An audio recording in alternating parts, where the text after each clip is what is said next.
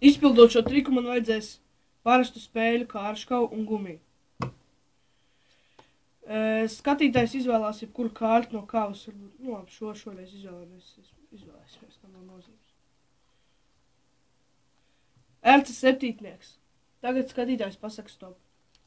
Stop. Mēs paņemam to kārti un ieliekam tajā vietā, kur skatītājs pateica stop. Tagad mēs kārtas pazaudējam vēl sadalot vairākās kavās.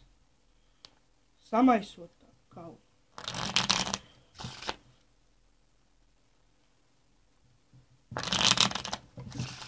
Tagad mēs kārti pazaudējām. Un ņemšu gumiju. Ņemšu gumiju un aptīšu kāršu kavai apkārt. Paņemšu ceturdaļu kāršu un apmetīšu riņķī.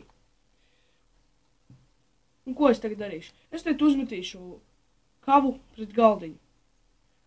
Un veikšu atskaitu no 3 līdz 1. 3, 2, 1.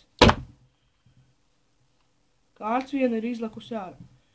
Un tā kārts ir mūsu izvēlētā kārts. Es izliecu no aptītas kāršu kavas.